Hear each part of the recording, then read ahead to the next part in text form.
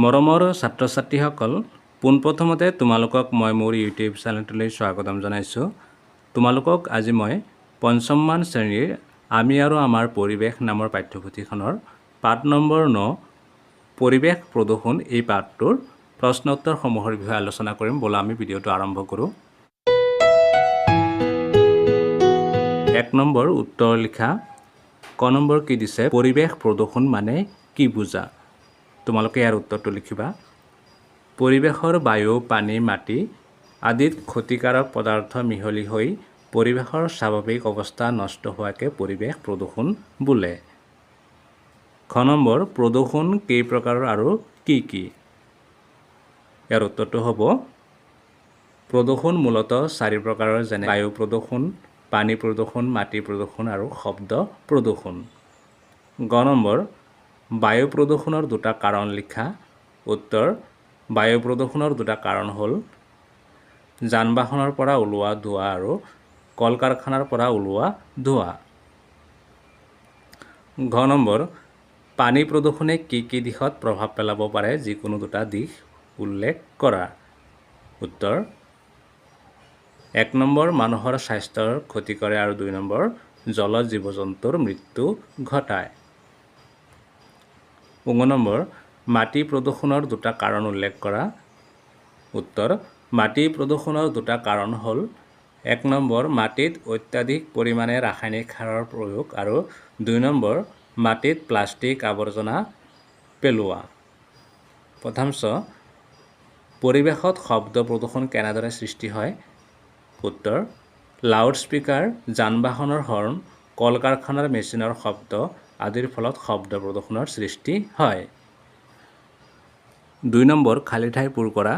ক নম্বৰ পৰিৱেশ প্ৰদূষিত কৰা পদাৰ্থবোৰক ডেছ বুলি কোৱা হয়। তোমালোকে ইয়াত লিখিবা পৰিৱেশ প্ৰদূষিত কৰা পদাৰ্থবোৰক প্ৰদূষক বুলি কোৱা হয়।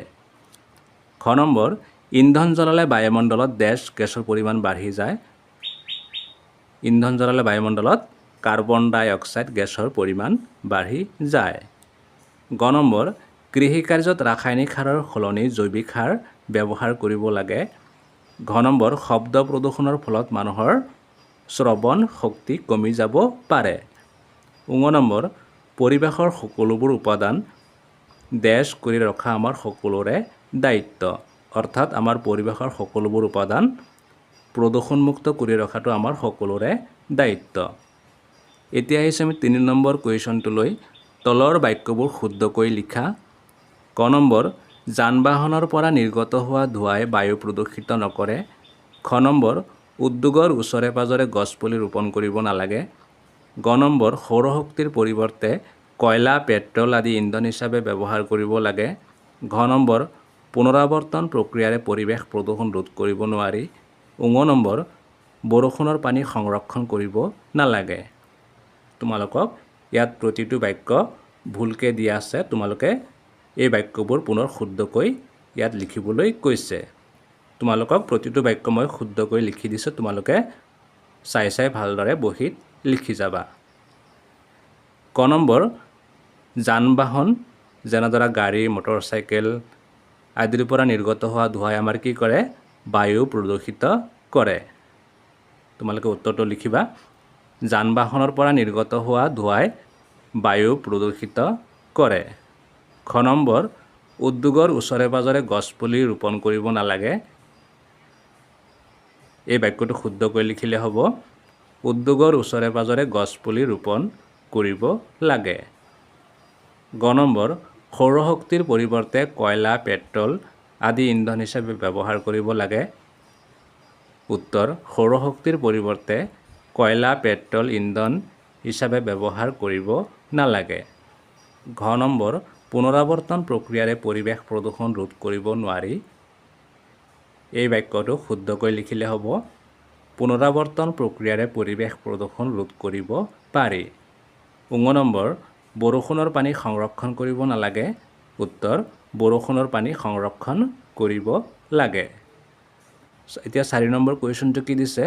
বায়ু প্ৰদূষণ ৰোধ কৰাৰ বাবে ল'ব পৰা দুটা ব্যৱস্থা উল্লেখ কৰা। অৰ্থাৎ বায়ু প্ৰদূষণ ৰোধ কৰাৰ বাবে আমি কি কি ব্যৱস্থা হাতত ল'ব পাৰোঁ? তোমালোকে ইয়াৰ উত্তৰটো লিখিবা। বায়ু প্ৰদূষণ ৰোধ কৰাৰ বাবে ল'ব পৰা দুটা ব্যৱস্থা। 1 নম্বৰ, যান বাহনত প্ৰদূষক নিয়ন্ত্ৰণ ফিল্টাৰ লগাব লাগে।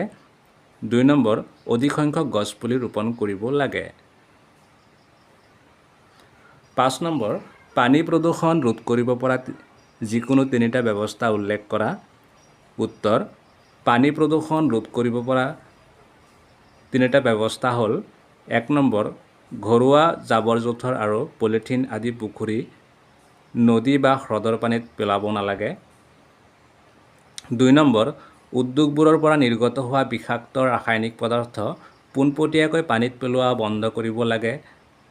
3 নম্বৰ, কৃষিকাৰ্যত ৰাসায়নিক সাৰৰ ব্যৱহাৰ কমাই জৈৱিক সাৰ প্ৰয়োগ কৰিব লাগে। 6 নম্বৰ, মাটি প্ৰদূষণ কেনেদৰে ৰোধ কৰিব পাৰি লিখা। উত্তৰ, মাটি প্ৰদূষণ ৰোধ কৰাৰ উপায়সমূহ হ'ল 1 নম্বৰ, প্লাষ্টিক ব্যৱহাৰ কমকৈ কৰা। 2 নম্বৰ, কৃষিকাৰ্যত জৈৱিক সাৰ ব্যৱহাৰ কৰা। 3 নম্বৰ, পুনৰ ব্যৱহাৰযোগ্য সামগ্ৰী পুনৰ ব্যৱহাৰ কৰা। 7 নম্বৰ, শব্দ প্ৰদূষণৰ ফলত কি কি সমস্যাৰ সৃষ্টি হ'ব পাৰে। উত্তৰ, শব্দ প্ৰদূষণৰ ফলত বিভিন্ন সমস্যাৰ সৃষ্টি হ'ব পাৰে, যেনে মানুহৰ শ্ৰৱণ শক্তি কমি যাব পাৰে, মূৰৰ বিষ আৰু মানসিক অশান্তিৰ সৃষ্টি হ'ব পাৰে, নিদ্ৰাৰ সমস্যা হয়। মৰমৰ ছাত্ৰ ছাত্ৰীসকল, তোমালোকৰ যদি ভিডিঅ'টো চাই ভাল লাগে তেন্তে লাইক কৰিবা, ছাবস্ক্ৰাইব কৰিবা। ভিডিঅ'টো চোৱাৰ বাবে ধন্যবাদ।